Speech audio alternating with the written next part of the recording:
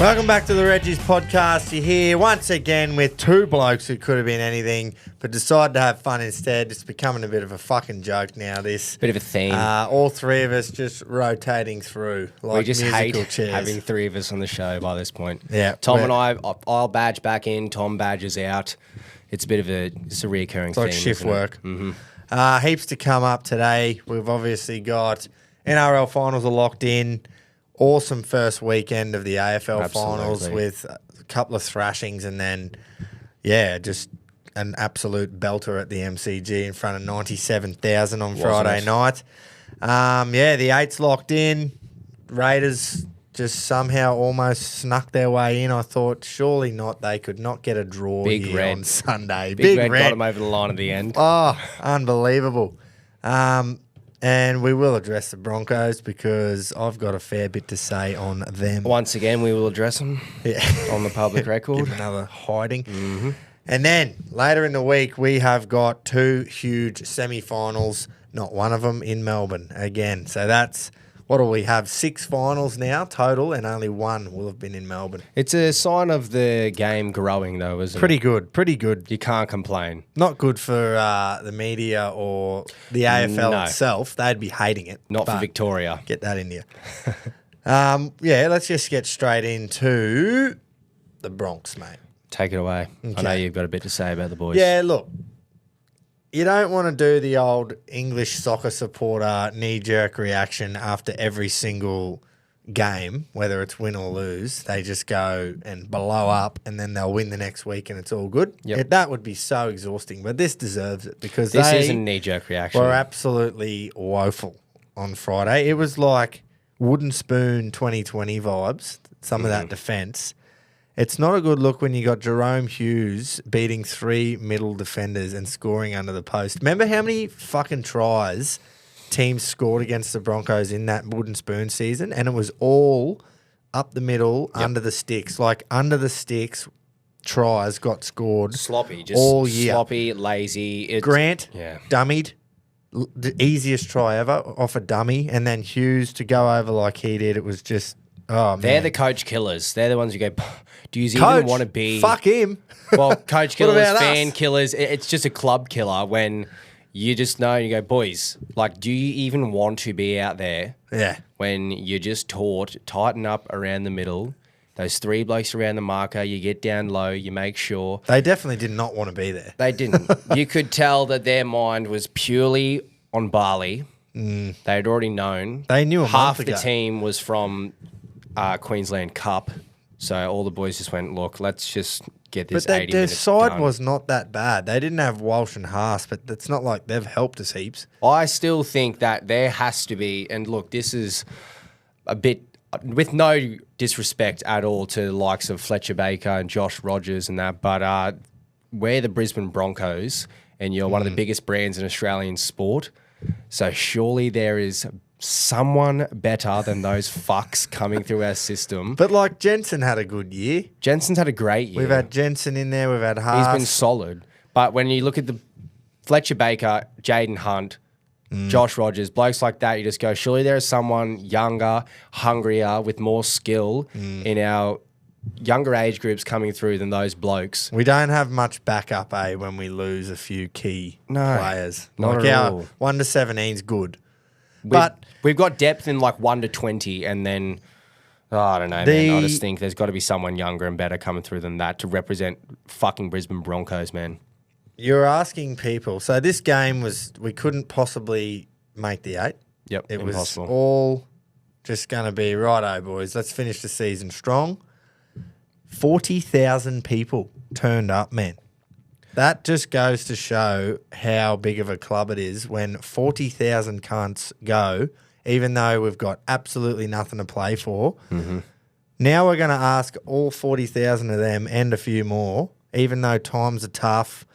Christmas is coming up. Right before Christmas, the club's going to go, hey, guys, renew your memberships for next year. Well, yeah, it was members' night. I cannot wait for you all to renew your memberships. We can't wait to have you on board. Hey, sponsors. Thanks for a good year. Do you want to renew? next year. Come on, guys, get around us. Let's renew all our memberships and sponsors after that bullshit. Hey, guys, come to us, pay for your membership, reserve a seat to be the laughing stock of the NRL once again. Watch us get within 20 minutes of a grand final and choke, or be embarrassed in the regular season. You can't knock last year. There's just not much that we have to offer. Not after that. Not after that. That was disgusting. You just rolled over and you died. 40,000 people rock up for a nothing game when they've done it 26 Members other times. night, your members showed up and you went, hey, guys, watch a literal humping. Watch this Here's shit. 80 minutes of us spreading our ass cheeks and getting humped. Yeah, but it was not even out on the edges or anything. It was up the middle. That was the worst part. If you get beaten on the edge, so be it. The side's better than you. Don't get beaten up the middle. Anyway, the club is in a bit of turmoil again because now this is what happens. This is exactly what happens. The rumour mill has flown around. Oh, remember this? Grapevine is growing. When this happened last time, we had fucking Seabold. He was apparently the biggest cokehead in Brizzy, allegedly. This is seriously the rumours that was going. Yeah. Oatsy and his missus, they were kingpins of some big drug thing, and it was like, are these blokes for real, or is this is a bit of a reach? They just need something to blame. Mate, it was going. Yeah, you remember. Now we're hearing that players are not being heard by the coaching staff. We're hearing that the coaching staff is not getting support from the club.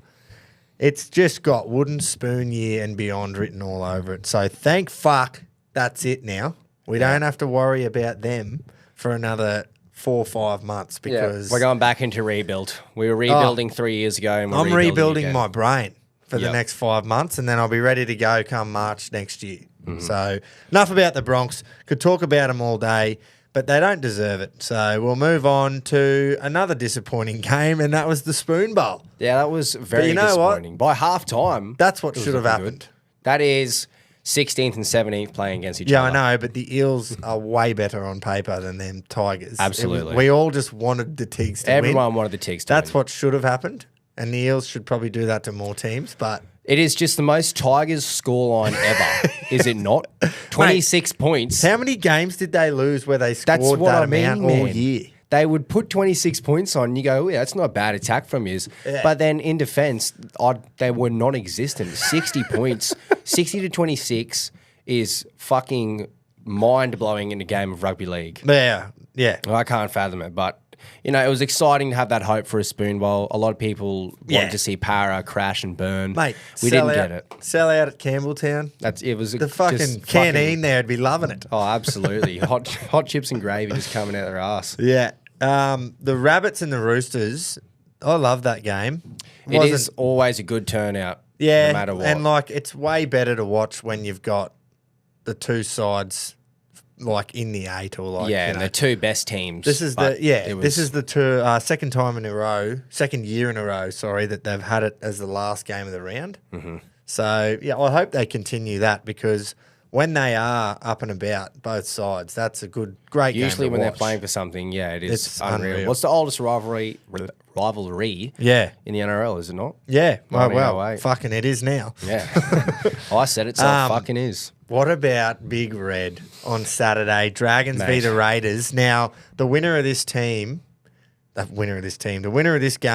going to be in the 8 for 24 hours. That's right. And it was there's a bit to play for here because you just never know what could happen on Sunday. Mm-hmm. And I said it all week. I said the Dragons have to go to fucking Jubilee and win for their fans, even though they're not going to make the 8 and they've sort of blown their chance, big time blown it. Absolutely. Absolutely shut it. They sold that stadium out so many times this year, and every time they did it in the back end of the season, I feel like they just didn't show up and they let the fans down. And they did it again, and I'm just going, those poor fucking fans, man, showed up 4 or 5 times in a row, sold the stadium out. It hurts because it feels like if you're a Dragons fan, you'd be hurt because your club shows up for 70 minutes. It feels like you play 70 minutes of good, hard rugby league and you just fucking that last 10 minutes. Well, last week they only played 10 minutes. Yeah.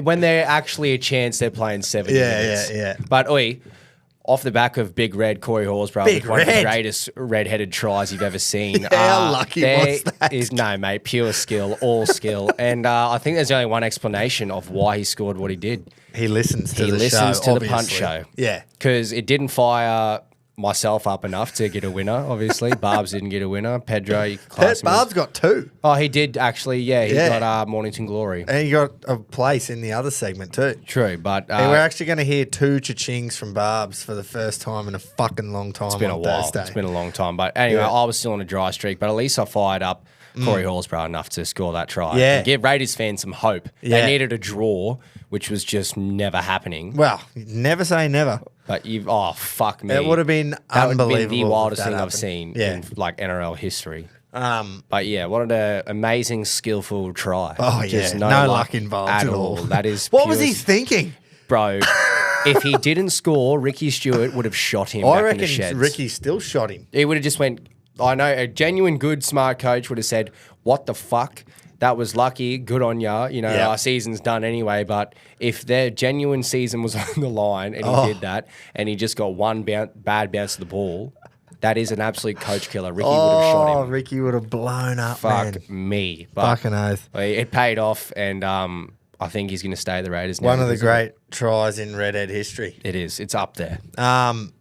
He just fits that like Viking Raider fucking image perfectly. Absolutely. He also fits the redhead stereotype perfectly as well. Oh, yeah. When he's been Punched blowing on up, in the New when South he's Wales punching Cup. on, when he's walking off, giving the finger, when he's crying. It's like I've been there plenty of times. I've missed him Corey. this year. I know. Don't get injured again, mate. Mate, 'cause last I've year missed he was in the fucking Origin camp. absolute breakout season into Breakout. one of the most injury plagued / suspension. Yeah, fucking- and he was a bit of a cult hero last year too. Yeah. Like everyone loves a redhead on their team, and yeah, I but think it we was need good him. to see. Yeah, We need him, and there has been chat. there's been plenty of chatter. Bit If he of can- chat. If he can lift, Would it you be go huge. there after that? Brisbane? To Brisbane after that on the weekend? I fucking wouldn't. Well, Nah. I'd need a lot of coin. We wouldn't. I'd need a lot of coin to get off this fucking desk and go play for the Broncos. But I reckon I could. I tell you what, I might not have the skill to the level of those Brisbane players do, but I feel like I'd have a lot more fucking heart on the field than I'd some of them try show. my hardest. I would absolutely put 110% in that effort in the middle. Which would be- I'd get bulldozed by Nelson in the middle. We'd put 110% in, which would equate to Paddy's 30%. Yeah, Paddy Carrigan doesn't But- count. That bloke tries harder than anyone in the Jeez, fucking he gets NRL. the shits, doesn't he? Oh. Now, because he's just going, can I? And it looks like at times in the game, sorry to go back to Brisbane We here, just- we a gotta little go one, back. little 60-second one. At times in the game, it looks like Carrigan's at fault for stuff, but it's because he's trying to cover the other shit heaps that are around him. Exactly. That's what I reckon anyway. You make a good point. So let's not all blame Patrick because we've seen what he does in big games and he fires up. Absolutely. Raiders and, well, maybe not the Raiders, but definitely the Dragons should feel like if someone offered them 28 points at the start of the year, you'll miss the 8 by a 1 win, they would have snapped it up. It's an overachievement. They would have absolutely snapped it up. But the fact of the matter is, Jace, they lost, I think, a fucking ridiculous amount of games at the end of the season here. Let me just count. They lost 1, 2, 3, 4. They lost 4 out of their last 6. Yeah, but games they probably should have lost anyway. I think they just won more games earlier on, and it gave them a bit too much hope. 44-40 was that end score for At the Eels. Dragons game. Yeah. That was fucking weird, and That's they what shouldn't have fucked even got that close in the end. No, That that's was right. wild. 5 tries in 9 minutes or something is a bit outrageous. But yeah, you're right. If you offered them 11th place compared to last year, and they understand that this is a work in progress with Shane Flanagan. But that doesn't make you feel any better being a fan because you were there. You were there. yeah, well, there's no pictures on the ladder, is there? If you don't go and lose to the Eels last week, 44-40, which is just a crazy score, you beat the Raiders the next week, I reckon. Yeah, you got in more, front of your you got own more fans. to play for. Yeah, exactly. You're playing for a spot in the 8. Anyway, Right. Did you see Zach Lomax crying after the game? Was Everyone he? was saying, "Oh, emotional. His last game of Dragons." I'm like, "Fuck off! He's emotional because he's going to go play for Para next year. He's regretting every decision. and he thinks he's going to play centre and he's not. He's just going to go straight into the wing for Blaze Talungi." And then this one here on Saturday afternoon Upset of / the night, round. just easily upset of the round. Mm-hmm. How do the Cows do that? They can't play in Sydney, No, especially not at a core. Look, I'm not going to lie. I haven't looked much at the Cowboys this year, and I've thought, they're flying under the radar. They're getting a few wins. They're in the top 8, whatever. They're not really a threat. The only time we paid much attention to them was when we said that it was cold, long, and shit, and they went and proved us wrong there. But hey, credit to them because they have won some key games recently that you haven't really thought about. They've been now unreal. They get a home elimination final Against the Knights, against Newcastle. Like, they should be winning that comfortably. And then I don't want to guess. I'm saying Sharks are going out straight sets. Yeah. So if you are one of these bottom 4 sides, you want to be on the Sharks side next week. I think Cowboys are on Sharks' They side. are. So if Sharks lose, or when Sharks lose and the Cows win, they'll play the Sharks. I'm at Shark Park. 95% sure on that. Let me have a look. Won't show me on this fucking thing. Can you look up NRL finals bracket? Finals week? Because if that's the case, it doesn't say. then, Anyway, that's who you doesn't want really to play. matter. And honestly, I haven't really paid. My uncle actually said to me over the weekend, he's like, you cunts haven't talked about Cowboys once, and look at us now. Oh, look at us now. Yeah, right. I was like, whatever. I was like, I don't rate you as much, but we'll see. And then after thinking about it more and looking at the Sharks, I just go, I genuinely think that Cowboys could possibly make a prelim at best. Well, they were so close to making the top 4 in the end. The thing is, That Sharks-Eagles game, if that was flipped and the Seagulls had won, the Cows would have finished 4th. yeah. And I would have almost they would have had to play the Storm, but would have given them more chance than the Sharks. Absolutely. But the Sharks have just flown under the radar too. Like, how the somehow fuck they are beat Manly. How are they in the top Nico 4? Hines is back. Once again, top 4 footy for Cronulla. It's like, oh my God, good job. But I need to see you win in the finals other than 2016 to really give you any chance. Yeah, it's crazy because they've just low flown under the radar all fucking year. When I look We've at been that, talking about those top 3 sides, Storm, Penrith and Roosters, and the Sharks have finished on the same points as the Chooks. Mm-hmm. Look, we can talk about all these other teams, but is there any other possibility than Melbourne and Penrith in the grand final? Surely not. I don't think there is. The only other side I gave a hope to was the Roosters, and that was when they had Victor Radley, Sam Walker, and Brandon not so Smith. much Brandon Smith because, like I said last week, Brandon Smith will be the first to admit that he is just not the player that he was when he was at Melbourne because they're asking him to play bigger minutes and he's not fit enough. Exactly. He's a 60-minute hooker at most. Yeah. But mate, great for morale. Absolutely. Fucking superb for morale. And when he shows Great up... for end of footy trips as well. Yes. Absolutely. Would want him on your team for that. Him and Munster. Yep. Would be a good time. But, Absolutely. yeah, I mean, yeah. Obviously, it's shit that he's done the knee, but Sam Walker, That's Victor his biggest Radley, loss. huge outs. for them. Huge. So I also, we've mentioned it before, but when I look at that top 8 and the old saying of defense wins premierships, and I think the only 2 teams that have shown going into this finals that their defense is capable of a premiership is Penrith and Melbourne. yeah. Like, But then you look at it and you're not going to go into the grand finals, Roosters winning grand finals 44-30. Like, that shit doesn't happen. Yeah, that'll happen now. Yeah, You now that watch. I've said it, yeah. I agree with you 100% with all of that. But yeah, just looking at it, and the Sharks finished one less win than Penrith they got.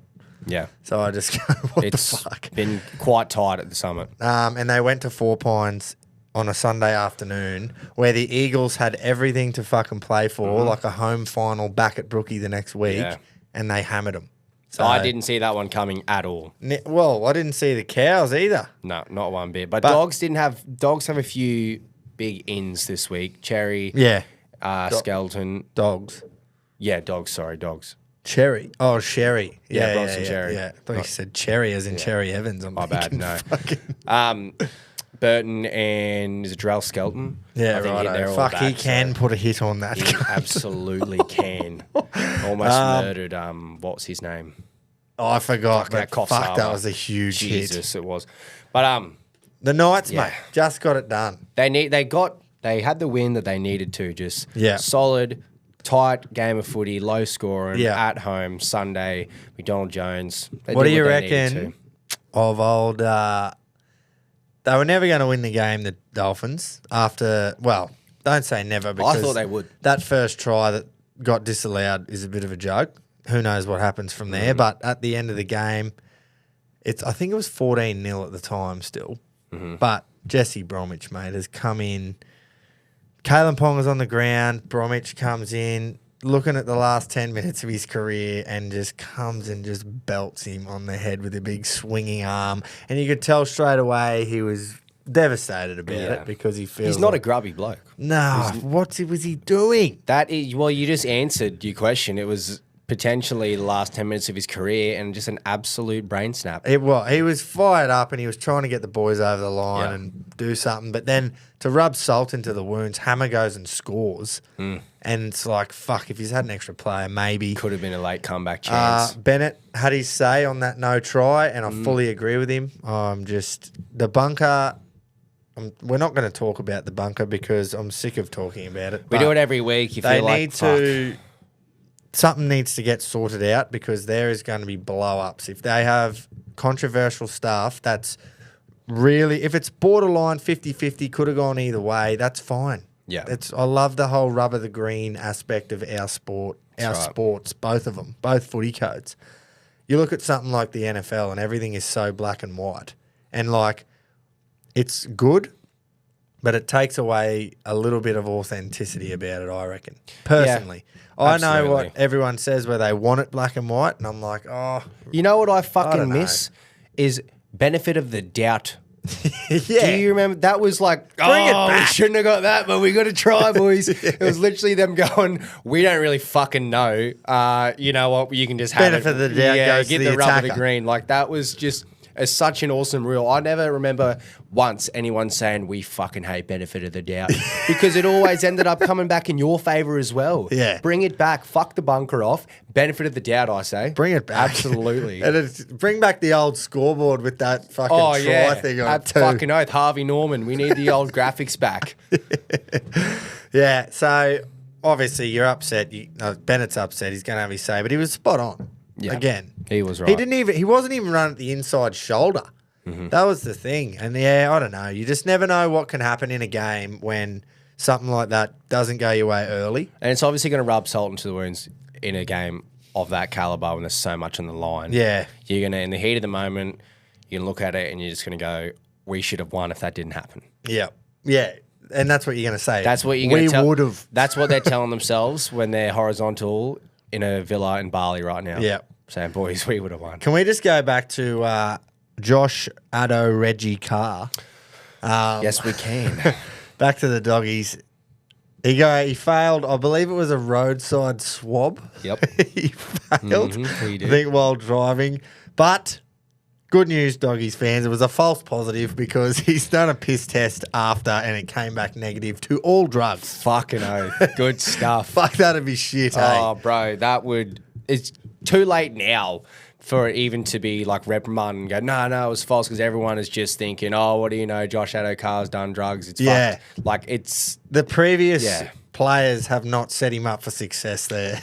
No, not at all. Everyone instantly went, oh, another one. Another rugby league player doing coke. What do you fucking know? No one's going to go, oh, it could have been a false positive, guys. Let's give him a benefit of the doubt here. You know, who knows? Like, everyone thought he was guilty as fuck, and that is nothing to do with his character. It's all to do with the predetermining factors. It's to do with the sport of rugby league. Oh, can you imagine him when he was got the positive? No way, bruh. Fucking no. Brother, no way, bruh. Yeah, I'll piss, bruh. Look, I thought that piss was going to be hot. We all did. I'm not going to lie. I thought that piss was going to be hot, and he's pulled off a rugby league miracle. Fucking rate him, how he just, the bra gets a bit too much because he says it flat out. He flogs it, yeah. But, mate, he has got to be up there with one of the happiest blokes alive. You don't ever see him not laughing or smiling. Yeah. And this will not fucking knock his character one bit. He'll just go, he'll ride this. This is a false test, brah. I want to see his fucking interview like the next week. Yeah, Because he'll laugh. and if he's playing this week, he's going to come out and he's going to score a hat. He'll fucking get a hat trick, man. Yeah. And it'll just be the biggest, fuck yous. Just quickly on the Penrith Titans, I don't really give a flying fuck about it, but I just wanted to say what the Titans did there. They went down to Penrith Park, they called it. And And they showed up for the jersey and lost by 6 points. And that's all we ask. That's what you ask from your club when the season's done. You're going up against the 3-time defending champs. Yeah. You go, please just make it respectable. Yeah. You don't go, we're at home in front of 40,000, let's spread our ass cheeks and get raped. No. And Which that's is what we did. what other sides have That's done. what the Broncos did. Righto, anyway. let's get into the AFL, mate. What a couple of Let's nights. just give ourselves a pat in the back Yeah, as we support two of the best clubs in history, one better than the other. Well, I will not be saying yours is one of the best clubs. Well, I said one better You than are, the other. though. In It's recent a pain in times, the ass. What a win on Thursday. mate. I was texting Kingy. I was too. I rang him before the game and I was fucking pumped. And Yeah. I was all over Port. I'm going, Port, this is it for him, you know. Mate, they've got to do it. Everyone was. And he was at the pub grabbing a feed, about to head home to watch the game, and he was nervous as fuck. And you just early doors, you just went, oh no. Well, when one of the first goals is Jeremy Cameron from pretty sitting in tier 2 of the Don Bradman stand with his back turned to the goals, and he kicks it, you just go, we're in for a long one. That was bullshit, man. That was like running the complete opposite way to the goals on the wrong side for a left footer. That's got to be one of the best goals he's ever kicked. This has plenty of bias on it. That has to be the best goal scored at the Adelaide Oval. Oh, Eddie Betts might have something. That's what I mean. Adelaide Crows fans are going to be going, what the fuck? But come on, man. I think Buddy kicked a good one there, actually, running down the wing. Bit like he did at the G that time. Wasn't as good, though. So. I think a lot of people would have just jumped to, that's just fluke shit. That's horse It was. Shit. But because it's Jeremy Cameron, and how many times do we see that shit from him, man? He would, like, a lot of luck had to go into it. But I reckon 9 times out of 10, he would kick a behind from there. Yeah. Like, at least. He Whereas wouldn't go most out in the people, full. there's no way they're even getting close. Absolutely. Wrong fucking foot is like wrong side for a left footer as well. Yeah. It was unreal. That really hurt because that should be goal of the year by like flying colours, but it's not it was because it's in the finals. Yeah. But how impressive from the Cats, man. Like, Mate, we just what the ran fuck? Fucking rampant. The first quarter, I went, right, I was like, I'm not getting my hopes up here yet. I was like, but there were promising signs, like just how fast we were moving, just running them out of the ground. And just beating Port's high pressure and just getting it straight out to the back to the inside 50, and there was just no one. They just murdered them, man. Murdered them. Port came back, made it a bit of a game, close one. I was like, right. I was like, this is what I expect. If we're going to win this, it's going to be a fucking bit of a dogfight. Gritty contest, dogfight. And, man, we just blew them out the park. And then kept blowing. Didn't take the foot off the throat at all. It was the way we played against West Coast, and we made Port look like West Coast. Like the week before, we just didn't take the foot off the throat. We just dominated them. It was so fucking impressive. And I'll say it. 84 points, man. I've said it once. I'll say it again. Geelong, for some reason, we just play better when there's no pressure on us. When, we get a minor premiership and people are going, oh, well, Cats have got the side here. They're in the premiership window. They need a win. We make a prelim and we fall short. But when there is just everyone writes us off and there's no pressure on us, it's like the playing group just goes, no one expects anything of us here. Chris Scott just says, no one expects anything of you. Go out there, stick to our game plan, and it just fucking works. Rip in. Yeah, man. 84 points. That's like, I'm not going to... It was shades of 07. I'll say that. Yeah. It was shades of 07. Yeah. That didn't look good either in the last quarter when it kept getting worse. And you're like, surely the Cats are going to take the foot off the gas here and Port might kick a few late ones, but they just didn't, man. Port rolled over and died, and that's pathetic for a qualifying final. Yeah. In week 1 at home to just be like Ken Hinkley. Yeah, but at what what about point do you fire your fucking team up in that kind of situation, man? But what about when can a team just be fucking on? Absolutely. For a Geelong were just on. They were on. Like, I think if the way we played against Port in those last 2 quarters, you put us up against anyone in the comp right now and we play like that and we beat them. Yeah. That 2 quarters of footy, you just went, holy fuck. Everyone stood back and said, sorry, Geelong, we weren't familiar with your game. How have you gone and done this against Port Adelaide, who were the informed team? Beating Sydney by 110 points a month ago, and you're coming out here and you're doing that to them at the Adelaide Oval? Those fans were not happy. I watched a... Fuck no. I think it was one of the news outlets in Adelaide. Yep. Went around the grounds and were asking people, and oh man, how many the best teeth one did they was have? 3 total, and there was 54 blokes got interviewed. No, but there was one bloke was funny, man. He's like got on there and he's like, oh man, like I'm disappointed. He goes, but you know what? I just feel so sorry for my missus.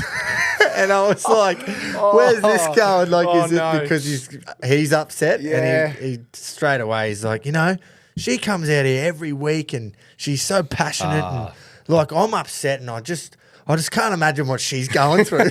So he's a thoughtful man. Yeah. Everyone just went, oh no, this poor Port fan, he's the obvious. But you'd have to be, I think Kingy was in the same boat of this, was a lot of Port fans weren't angry. They were just going, fuck. Not again. Yeah, I know. Every year there's that hope and they just... Hope, mate. Hope's dangerous. Port and straight sets... They go together. I hope so. I fucking hope so. I bet you do. The stat line, there was one stat line that really stood out to me. And it was Charlie Dixon, so I'm going to quickly read it out to you. Oh, this was that good. Like, can I just say quickly, at the end of the game, he got the footy in his hands and there was cheers going up around the ground. And it would have been, had to have been from Geelong fans because there was no Port fans left. 0. They left by third quarter. So Charlie Dixon, late inclusion. Oh, fuck yeah, we got Charlie Dixon back. I just went, what is he going to do? And his finishing stat line was 3 touches. 3? That's it, mate. And 1 behind. Oh, that was his stats. 3 touches. That was his stats. Your key forward, who veteran... Played finals footy. You need him to step up with the young lights of Georgiades. Yeah. And he just didn't. Well, it was fucking I pathetic. screenshotted this and it was like an iMessage chat and it said, what time are you coming? And the person's just replied with a picture of Charlie Dixon and bloke's gone back, what's that supposed to mean? And he goes, I'm not showing up. It's spot on. That is spot on. I'm just going to quickly give Chris Scott a pump up too. I think he fucking deserves that because you look at the team that we had and it all falls back to that was a masterclass from him, I think. So since 2011, we've made 9 prelims. And yes, you can say, oh, they've only won 2 flags and that many prelims. But if you look at it from the point of view of... How many grand finals have they made? Just the 2? So 2011 we won. 2020 we lost to Richmond. Oh yeah. And then 2022 we won. 1. But so you only made 2. That's fucking unreal. Eh? It's unreal to think how we've gotten close. I mean, for a long time we were like after 2011 we were a laughing stock. You know who Geelong you can are? always get that close and they can never get it done. You're the Melbourne Storm of the AFL. It's a fucking joke how they are just so consistent. That's what I mean. Always good. And it makes more sense for a team like Melbourne or Roosters and that to be the top dogs in the NRL. But in the AFL, when you've got a draft system and teams go through dynasties and they fall off and they rebuild, and we've seen the Hawks, they've rebuilt and now they've jumped the line in the rebuild almost. Richmond, 3 flags, 4 years, rebuilding. Geelong, since 2004, 2007. Like, people can say you've made 9 prelims and won 2 flags in the last 12 years, but would you rather make 9 prelims in that short amount of time or win the 2 flags and then watch your team be fucking 17th and 18th for 5 years? Yeah, 3 in a row is all right, but yeah. But, just the consistency is, you don't see that in modern day AFL anymore. And I don't know, it has to be Chris Scott because when you've got people like Sean Manor, who's a 26-year-old, gets drafted from the VFL, and he comes out and he was looking like he was just having the time of his life against Port Adelaide and just had the game on strings, man. He's 26, he comes in and he was probably our best player. Lawson Humphreys as well. Blokes like that where you're just going... What a name. How, that's Lawson Humphreys. Yeah, Doesn't sound like an AFL player's name, does it? Sounds like I'm about to get fucking given a bloody subpoena. He should be in a courtroom. But yeah, it's got to be Chris Scott, I just think. Yeah, well, week off now and then you'll be at the G. Mate, we have already overachieved. I'm happy. Yeah. If we lost the prelim, I wouldn't be happy about it, but I'd go, You couldn't be. you know what? We've made a prelim in a year that everyone said we shouldn't even make the finals. Yeah, But true. we'll Yourself almost included. Yeah, Like, you put them in there because you're a loyal fan. I but- said 6th or 7th I will be happy with, and I think we can achieve. And then 3rd place, everyone just went, Geelong, what are you doing here? You'll be nothing. So I've worked out that you will either play GWS Yep. or the Brisbane Lions That's right. in the fucking prelim. Surely that'll be at Kidinya. They can't. If it's the Giants, it has to be. It won't be. They'll do... Why? Because Geelong is one of the biggest memberships. And no matter what, in finals times, we play at the G.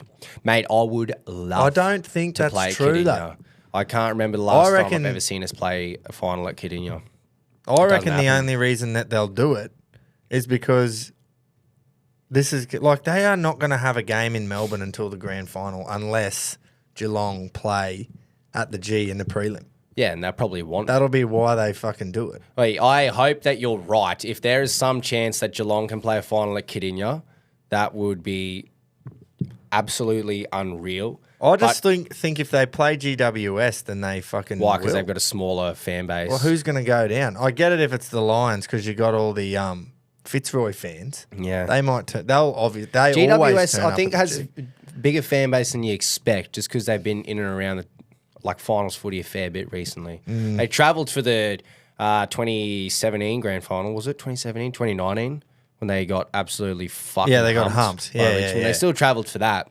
Yeah, righto. Well, But- yeah, maybe. I just thought because it's going to be either one of the interstate teams Yeah. that you'll get it at Kidinya. Mate, I'm I'd love thinking it. You tin ass fucks. I would fucking love it, but I don't think it'll happen. But even if we do play at the G, like we've just got a massive advantage compared to the other two because we play them more often. That is, we can play at the big stage, at the G. We'll have majority fans packed in there against 2 interstate clubs. Yeah.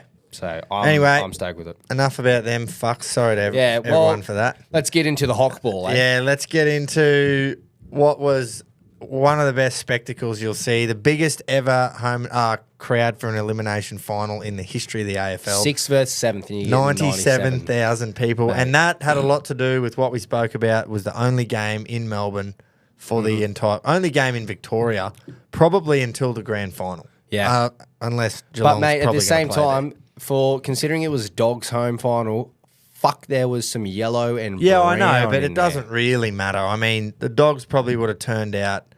Not as many of them would have if roles were reversed. Yeah. and it was getting called dog ball. Like it would have been roles reversed. Seriously, it was just because of what's happened in the last fucking 3 months. Exactly. Hawks are The whole AFL is just people in need awe. a bandwagon to jump on for the 8. For the other 10 teams that didn't make it. Get and us in there. They're jumping on the Hawks. And I get it. I get the young, exciting team. They celebrate. They've got these young players who are social media presences, who play such an exciting brand of footy. The one thing I can't wrap my head around, though, is people are forgetting it's Hawthorn. People are forgetting very quickly this isn't a club that's been in turmoil for 30 years and you're like, the underdog, fucking oath, it's awesome. Get around us. It's Hawthorn. Like 10 years ago, everyone hated them. Yeah, but we are the underdog because of the age group and all that. I completely get why people like them, but surely there's something in the back of your head that goes, this is Hawthorn. You should probably still be in a rebuild right now. Why? Like, Sam Mitchell, mate, what Oi. a machine. it is fucking Now, so impressive. First quarter, first 20 minutes, some of the most, that is finals pressure right there. That first 20, I was sitting there. And the football, by the way, the actual ball that they kick was a fucking Doggies fan for the first 20 minutes because they got every bounce of the footy. And I'm going, right, the footy can't keep bouncing their way.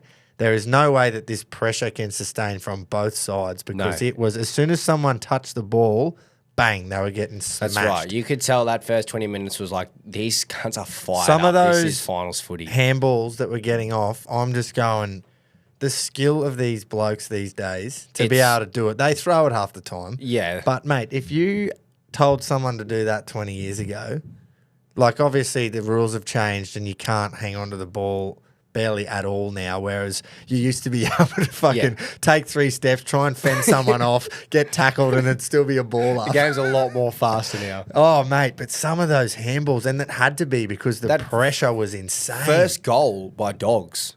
Yeah. Just straight off the centre bounce. I blinked and they kicked it. Aaron Norton, I just went, holy fuck. That's how you get a crowd up we've got and a about. game on our hands here. If you were sitting in the crowd, 97,000, and you pulled a pressure gauge out of your pocket, the needle would have fallen off the cunt. Oh, it was insane.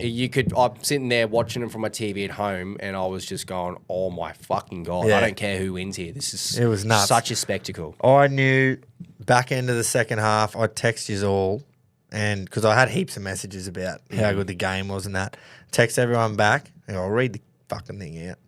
I was that G'd up. I was sitting there just going, we just got to get through this. Yep. And then halfway through the second quarter, I was standing there by myself because everyone was over eating dinner and there was no TV on, and I'm there at the pub, just did not take my eyes off the fucking screen. I've seen Eventually, you do that a they few times. came over after they'd finished dinner, and I just gave them nothing. No one got a word out of me. Locked and in I on went, his you know priorities. what? I almost wish at halftime I said, I fucking really enjoy watching footy more when we don't make finals and play well, because fuck, it's hard work and It stressful. puts a lot of stress. But surely you're in the same mindset of me. I Here think it I is. probably Hang on. was a bit more relaxed with Cats because I was like, oh, you know what? We've got a second chance. But I was just in we got no expectation on us. Surely you were like, we've already overachieved as mate. well. So I didn't sure. feel as much stress. But now I know that this week you will. And I think look I at definitely prelim, did, because I'm like, we're a better side than this mob. Like, on paper, especially, no, but yeah, player-wise, but watching it, yeah. especially after that first half. Your dad was one of them. We are all fucking over these cunts. Halftime's the worst thing that could have happened, because we were just all over them at the end of the But second it wasn't half. the worst thing. And then, It boom. absolutely wasn't. They kicked I think 3 you goals. just ran them down. Like, it was an absolute arm wrestle, and you just found that little bit extra to Little just push bit? them over the line. We smashed them in the fucking third quarter. Yeah, obviously, but you just won that arm wrestle slowly, and then once Dogs just went, we're fucked.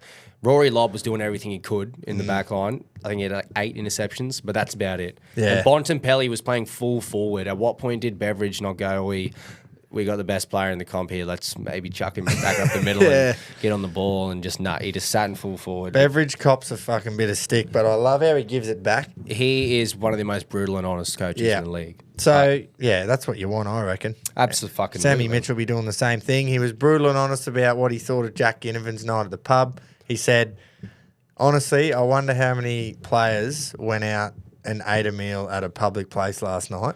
Absolutely. And yet everyone was all over him. So, It's purely because it was Jack Ginnivan. Because if fucking Mabio Chol went out to an Italian restaurant the night before, no one would have said a thing. But Jack Ginnivan in a pub, people had a pint of something. lemon lime bitters. Yeah, exactly. And the media just went, thank you very fucking much. We're going to spin That is this. their jobs, and I hate it. I heard them talking about during the Geelong game. They said, Jack Ginnivan's been spotted at the pub, but he's got permission from Sam Mitchell. He's just having a feed with a few of his mates. Yeah. You just went, that poor cunt. And I honestly love it because the way that his response with that goal and cracking the beer, it was like, good on you, mate. So Just how often stick do it we to him. say that we need characters in footy? We don't want these media-trained robots just turning up, doing what they're told. Full credit to the boys. Yeah, just give us a bit of fucking Aussie larrikin. That's all we've got in our culture. Absolutely. What else have we got? We haven't got food. We borrow that off every other cunt. Pretty much. We've got a bit of beach action, but We need a bloke Aussie who can, larrikins is our fucking whole culture. That's right. We need a bloke who can show up to a pub the night before and, And still win. win an elimination final. And play all and right. kick a goal and say, fuck you, I'm going to crack a tin just to really rub it in. Yeah. It I was, love it.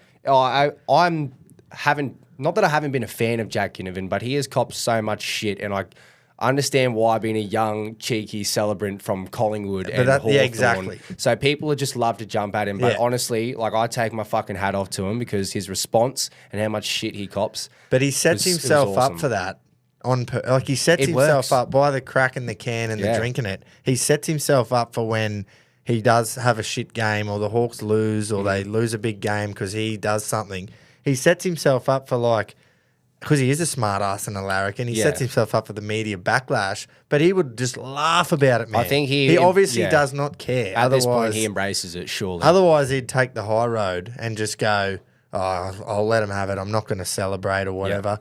But goes to the Collingwood fans after we smoked him and does the old go to sleep and just shit like that. He just sets himself up perfectly to get the backlash, but he would love it. Yep. And I like seeing it from a neutral standpoint. If it happened to Geelong, I'd probably be like, you'd be going off. It gets under your skin.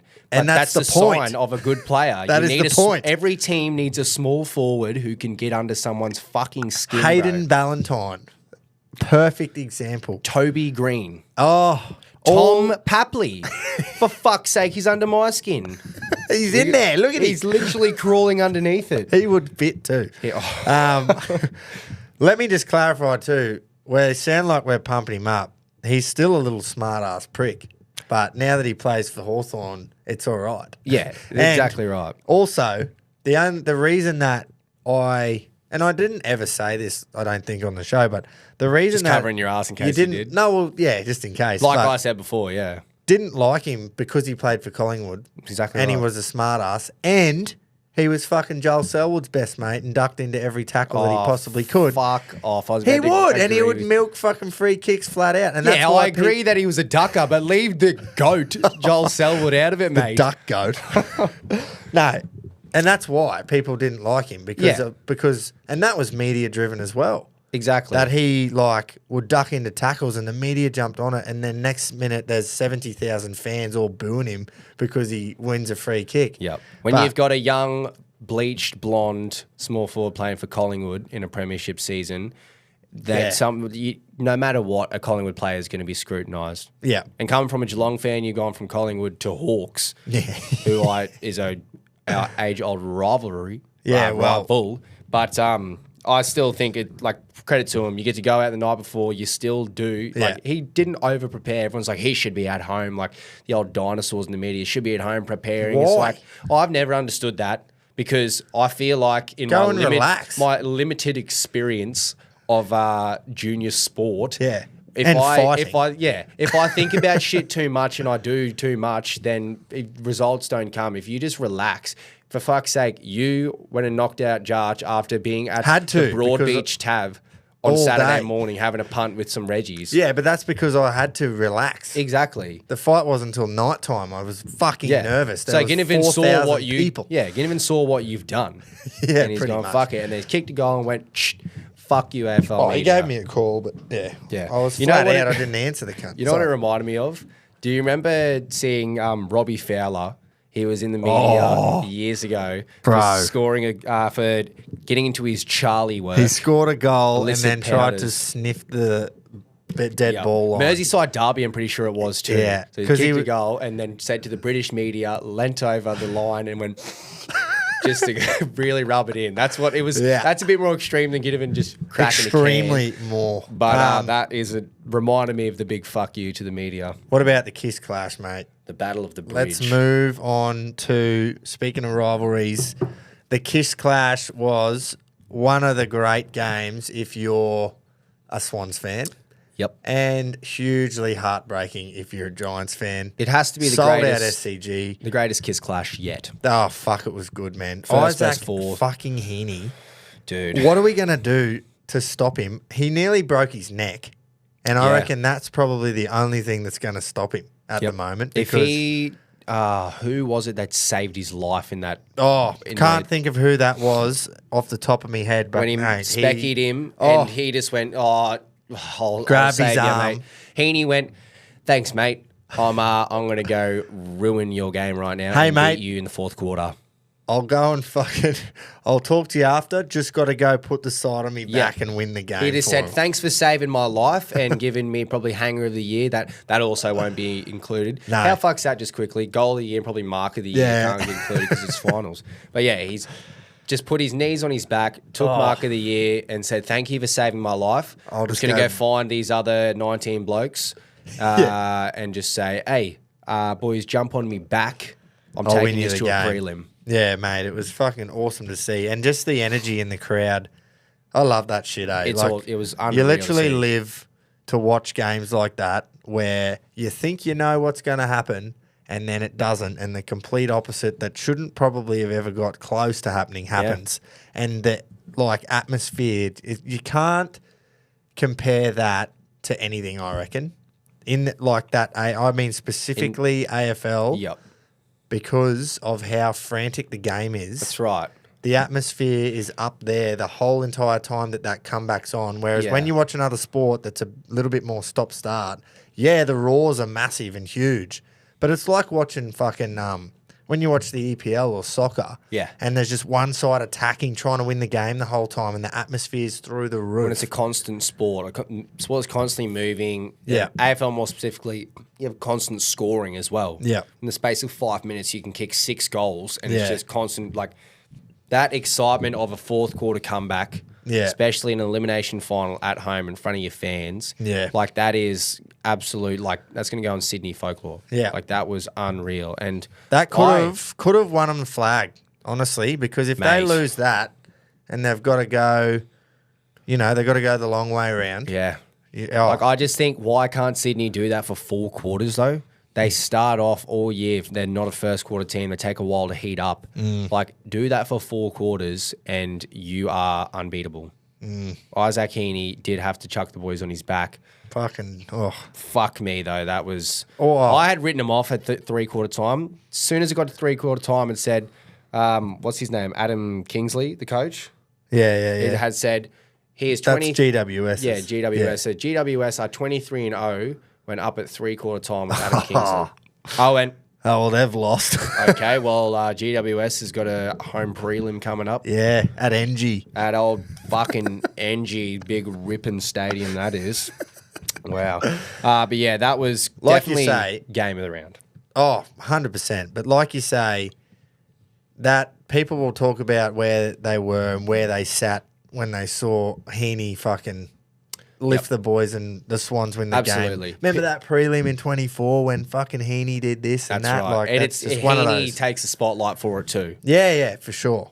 That was 30 touches and 3 goals, and the most crucial was that goal to tie the game. Did Papley get suspended or anything? No, but I'm pretty sure who's the assistant coach that he bumped into? Bumped into him, got a $20,000 fine or more. Yeah, which is fair enough. Fucking stay out of it a bit. Yeah. Wasn't that a full circle moment when the 2 biggest shit stirrers, and a lot of people would say flogs, the 2 biggest flogs. A lot of people, not you. Not me, but 2 of the biggest flogs in the comp go at each other, proper fucking at each other, head to head on the ground. All I could do was laugh.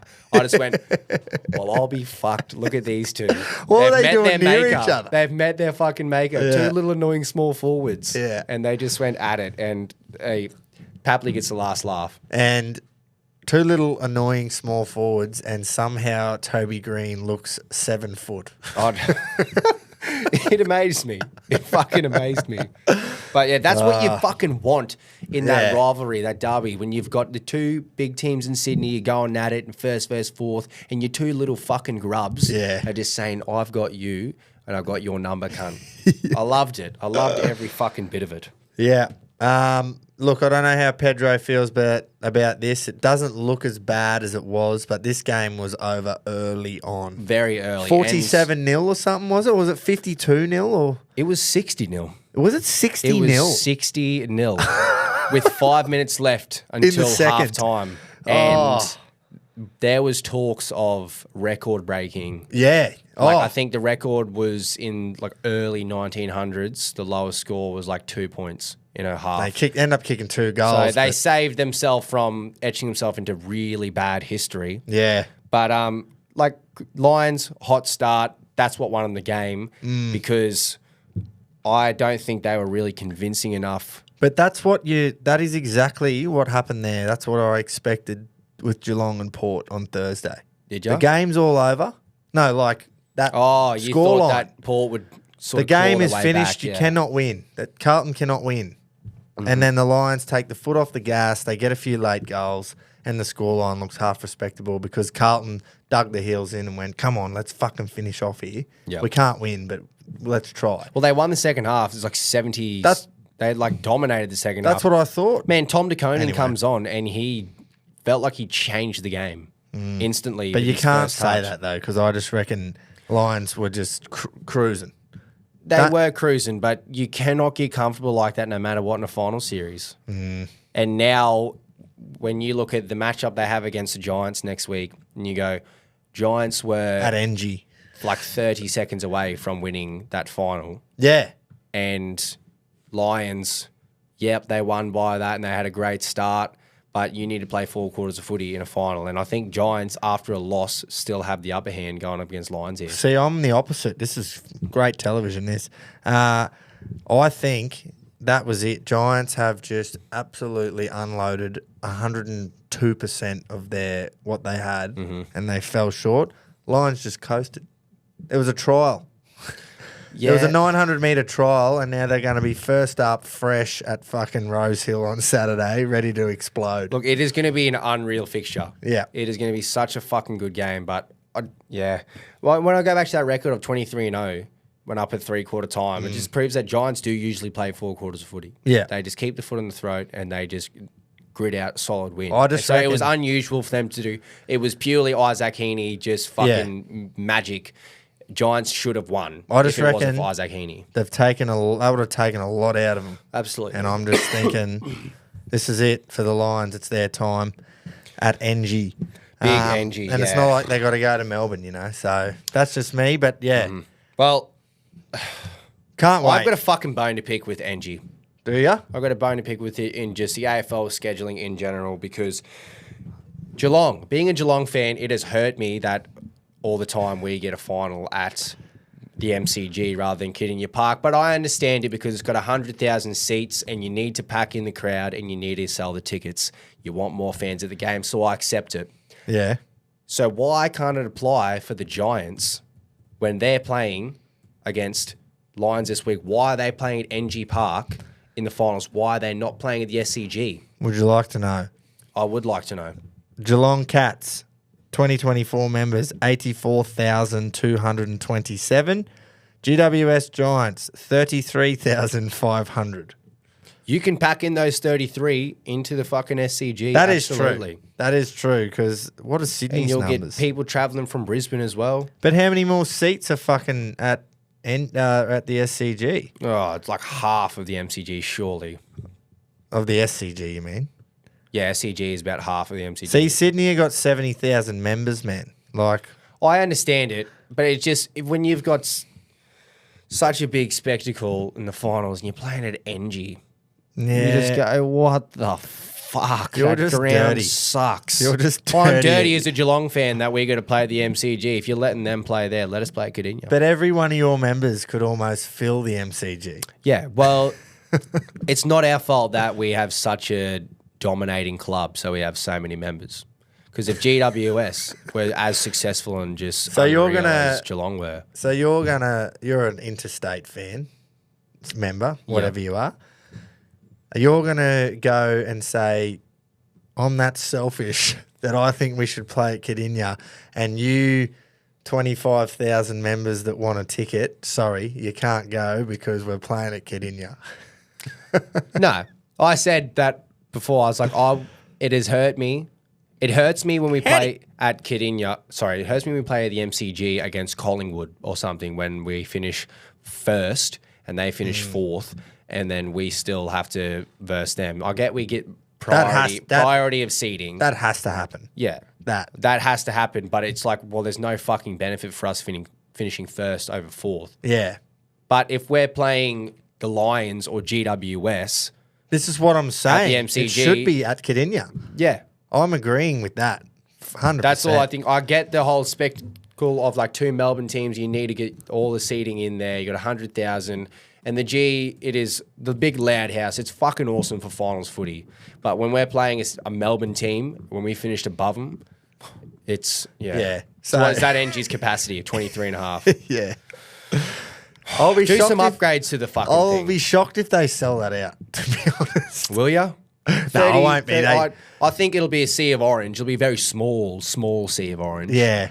And, like, if they don't buy them, Lions will travel. Yeah, there'll be 17,500 GWS fans and then fucking They will 5 definitely odd. sell it out. But that is fucking... I did not realise it was 23,500. See, that's what I mean. capacity. That's pathetic for finals. That is ridiculous. That's why I'd rather see a few empty seats at the SCG than a packed out NG. Yeah, righto. But we have been saying for years that we would like to see more NRL games played in the actual home grounds of teams and not at a core. Yeah. But this is different. That's different because NRL can only get 15,000 at a game. I'm just trying to help us not contradict ourselves so that the RLC doesn't just fire up. They're going to fire up no matter what. Yeah.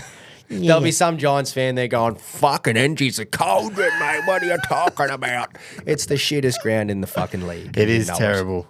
The atmosphere there will not be great. There isn't. Plays into the Do you Lions' remember the hands. fucking prelim of Dogs versus Giants in 2016? What a game. What a fucking game. And it looked like they were playing down at the Gladstone Showground.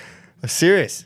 It's Sydney Showground. Imagine just have that at the SCG. Yeah, man. That was one. It'll be a big transition because that has been the Swans ground for so long, but it just has to happen, I think, for finals footy. For finals, yeah. Yeah. I agree. This is a bit ridiculous that there's 23,000 seats. And back to the whole member thing before, there's more members than there is seats at the ground. Yeah. So exactly right. It's the exact same situation as you guys have got. There's more members than seats at Cardinia. Well, So- we can't have a fucking 100,000 seater at Cardinia, though. If there was it's a only used for Geelong, like the Cats Yeah, football team. for sure. If their qualifying final last week, if the Giants finished first and Sydney finished fourth, they would have had it at the SCG. Yeah. They've played games at ANZ before or a core before. They would have had to. They usually play the Kiss Clash at the SCG. Yeah. So I'm just thinking, why not just let the Giants have the big fucking stage? Yeah. Man. Anyway, fuck. Let's move on, eh? Just quickly, we're going to get straight back into the both footy when we do the tips and talk about this week's games because Friday night is going to be an absolute spectacle for me. Belter. Port v Hawthorn. But anyway, let's quickly talk about the cricket. Yes. We don't really have time. But the first T20 the other day that we played against Scotland, Travie Head just went absolutely off his head. Didn't he? Made 80 of 25 balls. Australia got 156 runs, chased it down in 9.4 overs. I had to rub my eyes when I looked at it. Same man, 62 balls to spare. I went, surely fucking not. Yeah. And then Joshy Inglis made 100 in the second game. That was good to see. And all the games were played at this Grange cricket ground. It's in Edinburgh, The isn't it? Grange or something. Yeah. Pretty sure it's in Edinburgh. Mate, how unreal did it look there? It was the most Reggie recreational ground of a setup I've ever seen. And it just looked like people were just on the piss having the best time at this little, residential ground. And I'm going, fuck, that'd be fun. It would be. There's one thing you got to tip your hat to, even the Poms, but just the UK in general with their cricket grounds. Yeah. It is a proper cricket ground. It's not like a commercialised stadium. Yeah. It is just like sitting on the hill in a small little cricket oval. There's something about it. They could have built, they would have money to build fucking MCGs everywhere. Oh, fucking oath. But they've never done it. And fans would get turned away every year, every day of every test match, especially in Ashes game. I think they can hold, between 20 and 30,000 people, and there'd be 5 times that want to go. 100%. And Lords. the money they are missing out on there, Yeah. and they just, stuck with tradition. So good on Lords, the home of cricket. Mate. You've kept Lords to the size it is because you want to keep it traditional. Whereas we've Love your work. upgraded, good on ya. It's great. And we've kept the MCG, but then we've just gone and made it 100,000 seater because we understand the spectacle and we want to fucking pack fans for in. the AFL as well. Yeah, So- and it's just cool to see that this one thing I will fucking tip my hat to with the Poms and UK cricket is that you keep traditional grounds. We won't tip our hats to, we will tip our hats to Sri Lanka, actually. Yes. Tip of the hat to you, Sri Lankans, because let's all laugh at England. Yeah, everyone laugh. So Ollie Pope You makes 100. pathetic cunts. Ollie Pope makes 100 in the first innings, 154. Ben Duckett makes 86. No one else made a fucking run. And then they go and get rolled for 156 in the second innings. And Sri Lanka Not only did they get the fucking runs, they got the 219, only 2 wickets down, and old mate Patham Nasanka, 127 not out off 124 balls, mate. That's how you do baseball. He was pretty well said. That's exactly right. Sit back and watch this. I'm going to lead my nation to its first win in England since 2014. Yeah. So, if there's anything more that you need to show, maybe baseball doesn't work. I know it has sucked you off for your lovely and beautiful historic cricket grounds, but I'm not going to suck you off for your play style because it is disgusting. Yeah, it's not cricket. You need some better tactics. It's not cricket. It's not Test cricket. It's a formula that you tried to be different and be the pioneer of. And it's not working. Just give it up. Like, we talk about this nearly every chance we get. You're allowed to be wrong sometimes. Yeah, you can just say, you know what, we were wrong. Not everyone's perfect. No, especially not in the cricketing world. Yeah. You can just sit back and go. Not everyone's perfect in the cricketing world. Sometimes you get the tactics wrong for 3 years. Sometimes you rub sandpaper on the ball. It's like the same it's pretty thing. well the same thing. It is pretty well exactly the same Everyone makes mistakes. And we learn from them. Have we done it again? So I want a 12-month suspension for Ben Stokes, Joe Root, and Baz. Have we done it again? No. Have they? Every game. Exactly. We've learned from our mistakes. We learned that sandpaper's wrong. You haven't learned that baseball's wrong. So pretty well the same thing. Get that right up ya. That was fucking awesome. That's all I've got for other sports before we start talking finals footy. Yes, that's all I've got as well. We got UFC coming up this weekend. That'll be exciting. Oh, is that O'Malley one? That is the O'Malley fight. Well, Tom should have fucking sent us something in. He's busy chasing crocodiles. Oh, I don't give a fuck. He's got a job to do. We'll look at the card. Where is it? Yeah, O'Malley's fighting Marab, and That's the main. I am just... Because I like Marab so much, he's off... He's a personality. I was going to say off-field. His out-of-ring personality is fucking awesome. It is. He is so funny, man, and I love him, and I just want him to win. I think it's so funny because he's just speaking broken English. He's a little Georgian wrestler. I know. He just says what he fucking wants. But I love O'Malley's personality as well. I just wish that because I, kind of want Marab to win, I wish that their fight styles were reversed. Yeah. Because I know that if he wins, he's going to be sniffing. The jocks will be absolutely sniffed. Just torn apart. It's just going to either go, like, Marab will just get him down early and O'Malley won't have the takedown defense and he'll sniff his jocks and win. But Marab has to kind of do more than that if he wants to win because he's got to knock off a champion here. Sean O'Malley is Dana White's best friend. Yeah. So he is going to need to do a lot to dominate him if he wants to win on points. But O'Malley is, without a doubt, the best striker in the fucking UFC right now. So he's got an eye to target. He's got a spot that he's going to pick. And he said it. He's like, I know where I'm going to fucking punch you, bro. And I've got you covered. I love the confidence on O'Malley. I think O'Malley is going to be a long-term champion. I think it'll be a few fights until he loses that belt. Yeah, so righto. I'm backing him in for this one. I just know that every single time that we normally hope that the striker beats the sniffer, it just never happens. It's because I've said it to Tom, we're rugby league UFC fans. Yeah. We don't like the ins and outs and the 1%ers, the wrestling, and fucking give us punching. Yeah, just let them punching and kicking. And we don't want to watch technical boxing punching either. No way. We want to watch fucking two blokes like Tai Tuivasa and someone else like him. Exactly right. Explain this to me. I like boxing. I love UFC more. You know what I like the most about UFC? Boxing. Yeah. Why is it just so much better? I just want some sloppy fucking strikers to get up there and just throw. Yeah. I'm definitely not going to say it's better because I do fucking love watching a bit of boxing. Boxing's traditional. There's something about it. But I would say right now, the UFC is creeping past it. Yeah. Entertainment value, social media, current day, I think they're killing it. Yep. Copy that. Let's put some tips in, eh? Let's put the tip in. We will put... let's put the tip in. Friday night, here's one for you. Mm-hmm. How the fuck's this game not getting played at Ado Carr? What's going on there? That was the first fucking thing I noticed, man, is I looked at the venue and I went, Penrith Roosters, that has to be in Sydney. Nah. Yeah, it's a great point. I'm happy it's not because I just know that they won't sell out Ado Carr. No, they wouldn't. They'd get course they wouldn't. 30,000. I don't know if they'd get more than that, surely. I'd say 40 would be the most they'd possibly get. Really? Fuck. But if you played at Allianz, then it's like a Roosters home ground advantage. Yeah. Yeah, but you make a great point. Yeah, There I should just be thought more. it would have been. This is going to be a huge home ground advantage for Penrith. Yeah. So, yeah, with that, I'm going to tip them. Yeah, I'm tipping them too. I think it'll be a close one, but I don't know if it will. Is Nathan back? Because his team list should be out. Nathan is back. Yeah.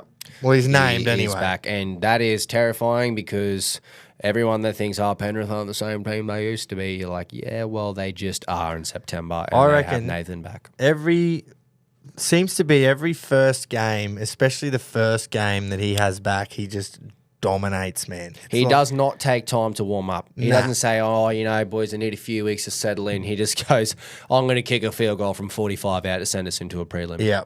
Pretty much. In saying all of this, and like you look at the 6 and 7, you got Keary and Sandon Smith up against Cleary and Jerome Luai, who has played the best season of his life, as much as that pains me to say. Yeah, you're not wrong there. And then you got Dylan Edwards. He's clearly overtaken James Tedesco as the best fullback in Australia. The most solid fullback in the nation. Absolutely. Does not make a mistake. And I'm just looking at it and I'm going, it looks like an easy decision here on paper, but then you go back and look at Penrith's last fucking 6 weeks or 8 weeks even, and they've just gotten by, you know? Yeah. They did last week as well. Just got by, and then like against the Dolphins, Nathan kicks a fucking freak field goal, wins them the game, and it's against the Dolphins, and then they go and lose a game, and I don't know. I understand your logic completely, but I just think because it's Penrith and it's finals, a team that's gone 3 in a row and they've finished second place again, I'm not willing to go against them. Nah, I won't be either. But I just am looking at their last fucking 6 or 7 weeks going, well, if they were to lose, then the signs are there. Yeah, exactly. This has probably been the least confident they will be going into a final series in past years. If you're looking at form and trials, yeah, hate to keep referring back to horse racing. Well, it's a part of everyday life. That's right. And you've just got to look back in it. Yeah, so I'll tip Penrith. I think it'll be close, but it'll be high scoring. Roosters' defense is not that solid. And I think Penrith will just outscore them in like a fucking high scorer. Yeah, righto. No dramas. I'm going to tip Melbourne, obviously. Yeah. They'll be getting, like they'll get my tip here, they'll get my tip in the prelim, and they'll get my tip in the grand final. Yep. Melbourne maybe not grand final. I need to see how Penrith go these couple of weeks, but I won't tip against Melbourne just yet. How on earth can you tell me that you can tip Cronulla? Like in this situation. You can't. How could you do it? You absolutely Especially can't. Melbourne after are playing, the greatest 2-week tune-up I think Bellamy has ever done, where he rested all these blokes knowing that they were going to win the minor premiership. It was already won. Rested them all, brought them back against Brisbane, and let's be honest, that was a training run. Yeah. In the first half, you may as well have had 13 cones sitting out in the field. It was a proper training run. The best little tune-up trial you could ever fucking ask for. Yep. And now they are raring at Amy Park. And I think they will absolutely rear right through the Sharks. And just to really fucking drive it into the Sharks, who are clearly going to win now because I've gone and done this. Yeah, probably. No games, no AFL in Melbourne, as we keep mentioning.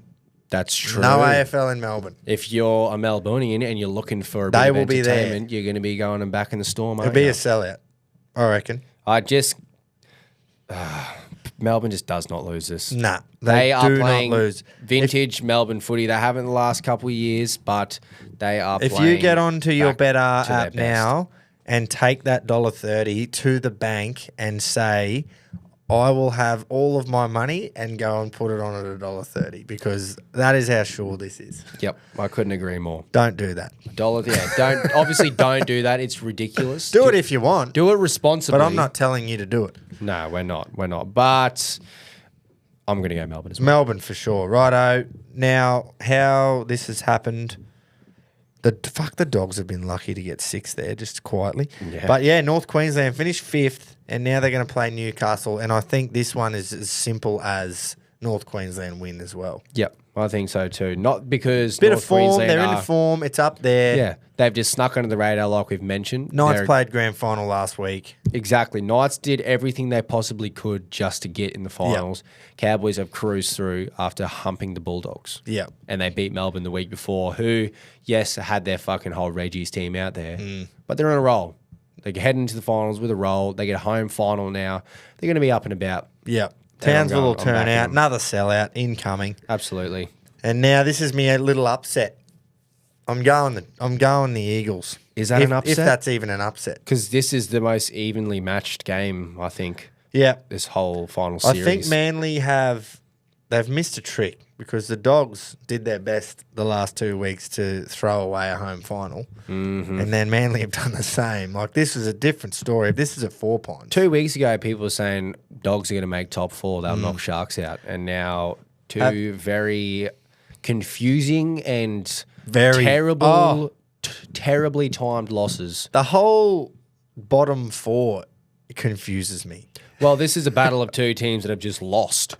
Do you go, yeah, they needed a loss coming into the finals. That's right. They'll build from here. I'm on Manly, but Are you? I'm all over them. I just think the Fucking can't pick it. I don't know. Cherry's experience is going to get him over the line here. I'm going to go Manly too. Turbo's back. Yeah. And you're right. And Luke Brooks is playing his first ever game of finals after fucking how Bullshit. many years? 11 years in the comp. Wow. He's just going to be one happy little chap.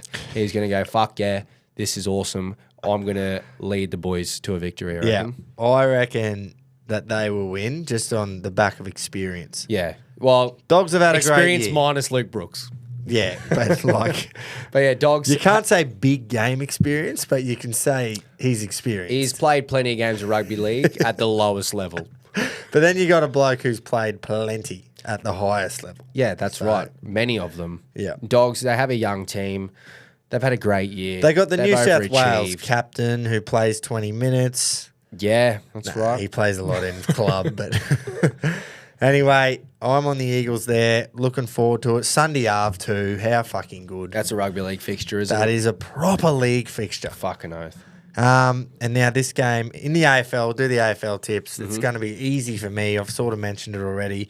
Obviously going to tip the Hawks, who, by the way, better pull your finger out because $1.60. Are you fucking serious for an away side going to the Adelaide Oval, Mate, this is just the bandwagon. mate? It is. Give me at least $1.90. The wildest part is that Geelong blew out to threes last week after Tom Stewart got ruled out, and Port were down to like $1.40, $1.30, I'm pretty sure. They lose once, they get humped, and everyone goes, oh, well, Port straight sets, that's what they're used to, bang, give them $2.30. It is just wild how quickly that's changed. It's the Hawk bandwagon and then the Port shit wagon. It is a bit of Hawk. Yeah, there's plenty of Hawk. And I think I'm going to go on the Hawk bandwagon as I'm well. on obviously going to tip Hawthorn. You can't.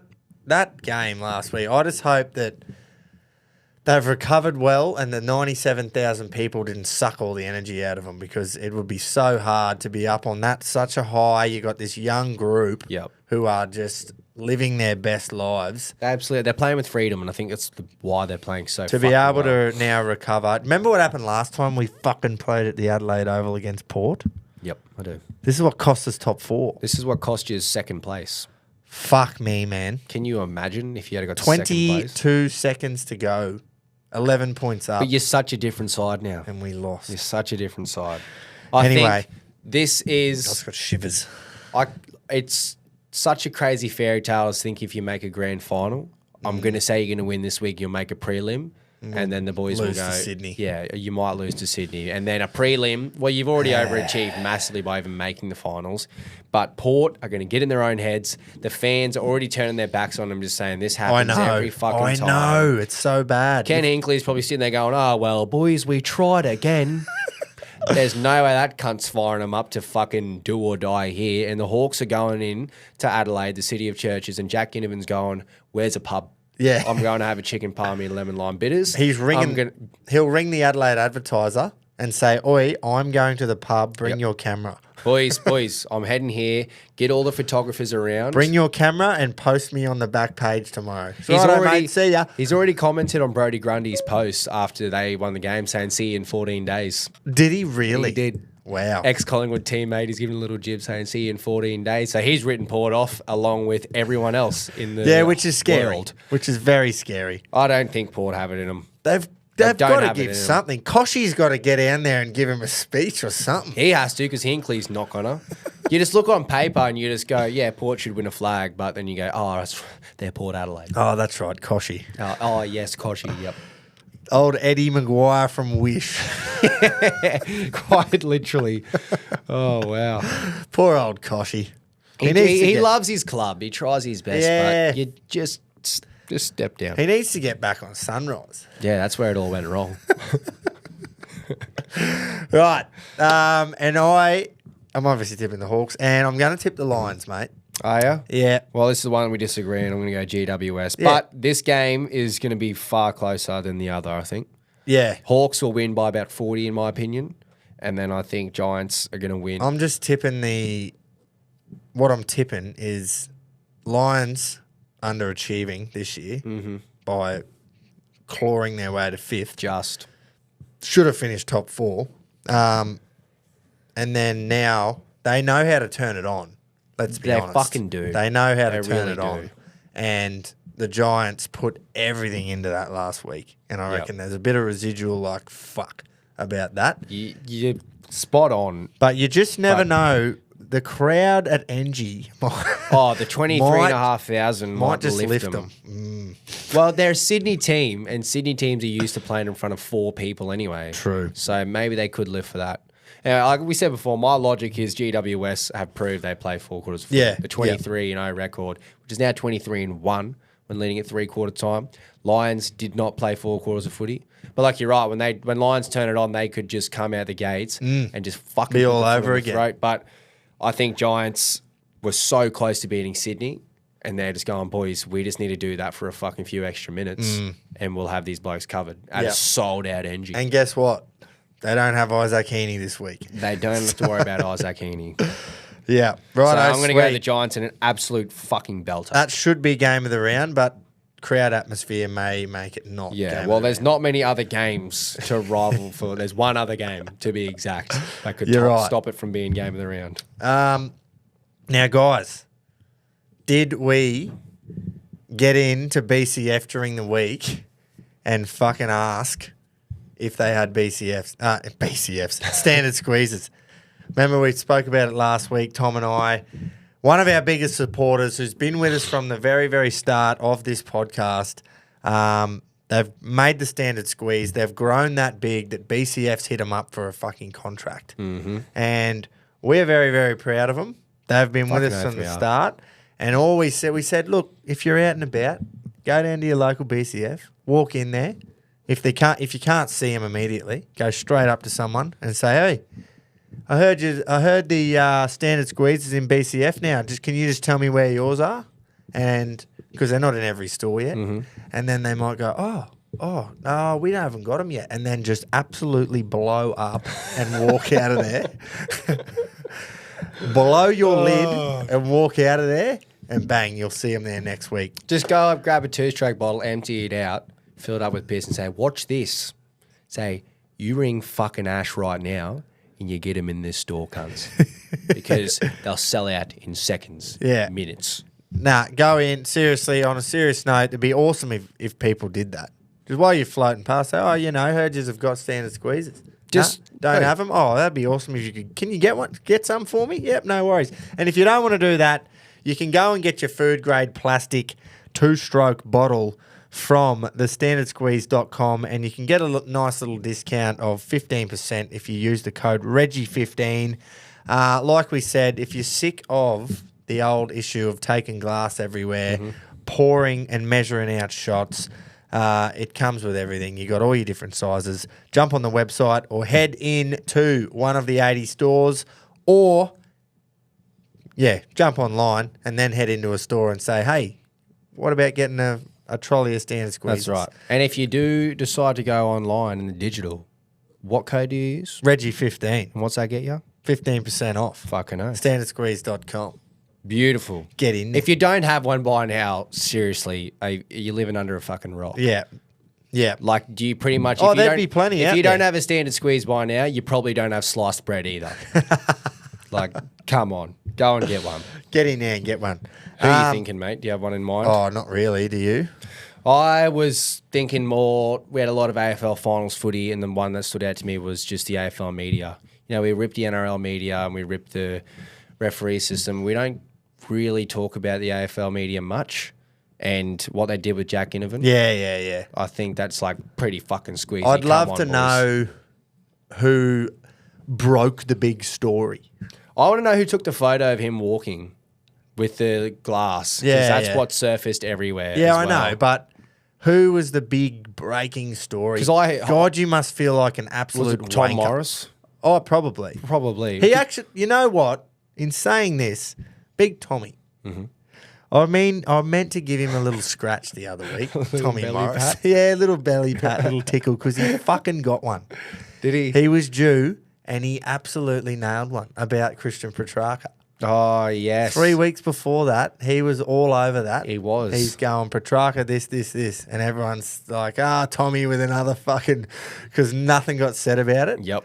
And then it come out that he wants out, and he went to his, like, I don't know what it was. He went to like the board, I'm pretty sure. It was some sort of end of season meeting or Review, whatever. yeah. And he said, I want out. And I went, Tommy! I think he said, if this doesn't improve, I will go elsewhere. Yeah. So Tom, he was pretty well. He was bang correct. on. He was bang on. T. Morris, well done. Hopefully But Petrarca has backflipped and said, okay, I'll stay now. I know, so you don't know. But you were right for a bit, Tom. you got him right for a bit, Tommy. Yeah. But that's not what we're talking about. We're talking about whoever leaked, original leaker of the Ginnivan photo. Because commentators were talking about it. Daisy Thomas was talking about it during the Geelong game. Yeah, man. And I went, who gives a fuck? Oh, and then mate. Looked at my phone the next morning, just everywhere. I went, oh, fuck What off. a fucking joke. If Ginnivan went out hungover and he fucking had 2 touches, people would have went, watch that. But If we had a lost and he didn't touch the footy, scapegoat. Exactly. There's your scapegoat. Exactly. God, I hate them fucking media. Exactly right. So that is very squeezy in my opinion. Fuck yeah. Fuck To you. whoever, original leaker of story. To have Daisy Thomas talking about it on Thursday night footy. Yep. And these are all just squeezes for just going and thinking that this is the best thing ever. Oh, fucking look at it. They would have been banking on Ginnivan mate. playing a shit game. They would have been fucking hard as rocks. That's right. And the best response was to just Crack the can. fucking crack the Fucking can. oath. And now they're sitting there going, ooh, we look a bit silly, don't we? Yeah. Righto. What about CTC, mate? We've got Captain of the Week. Captain of the CTC, Country Trucker Caps. Did you see what Knuckles got up to during the week? He went to a charity event. Oh, I did see that, actually. Donated a yes. heap of money. That is just the absolute champion that he is. Fucking oath. And he's got himself, his company, CTC, built it off the ground himself, him and his family. That's another thing. If you don't have a CTC hat on your shelf, if you haven't you do. seen them, then You do. You don't have a standard squeeze and you don't have sliced bread. Like, this Yeah. is things that just get around. Yeah. There's a fucking trucker cap with 2 stripes on the side. It's Knuckles. They get He's around. everywhere. They get around more than Riley Reid. Yep, absolutely. Riley Reid in her prime. as Yeah, in well. her prime. Yeah. Not now. She's all closed up.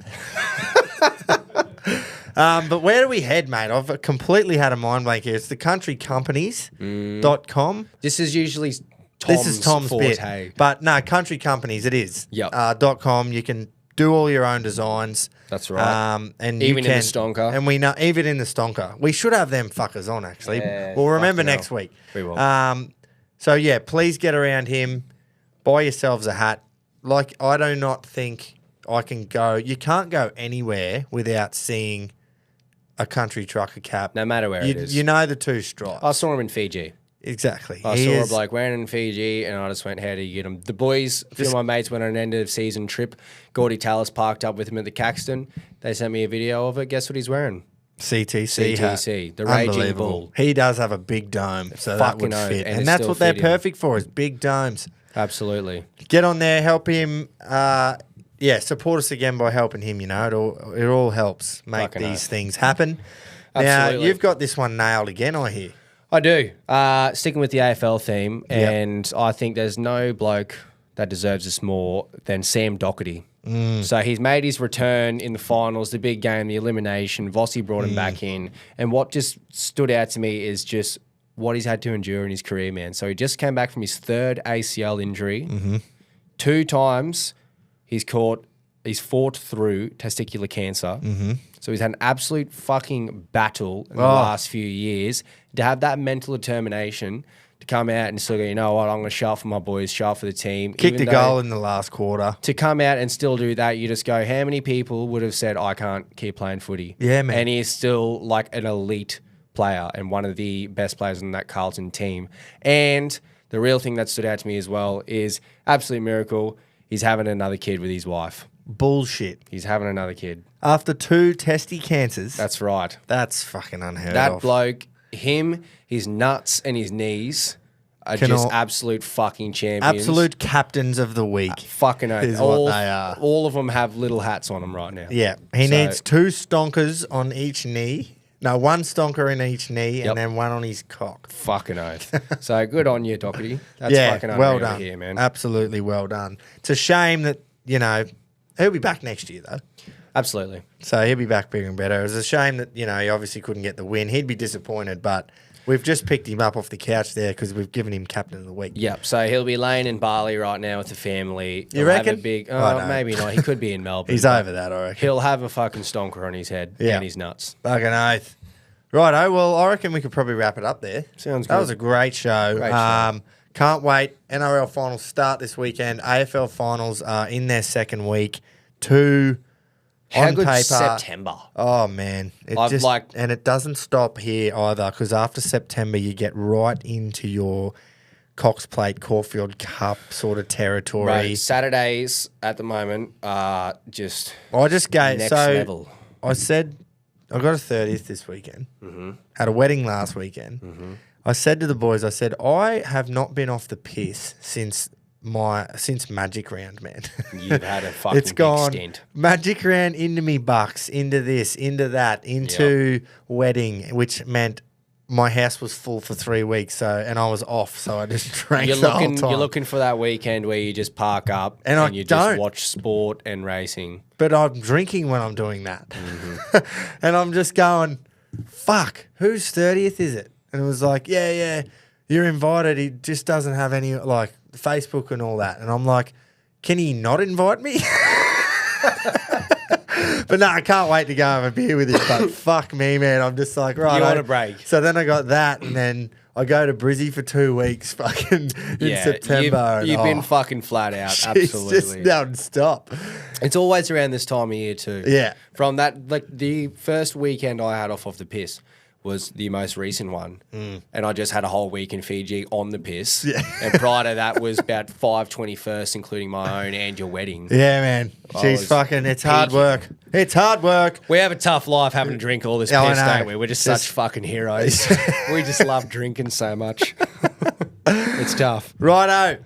We will wrap it up there and we'll see you Friday morning for the Punch Show. Thanks to Better. Thanks to the Standard Squeeze. Thanks to Country Trucker Caps for all making it happen. All the best. Hooroo.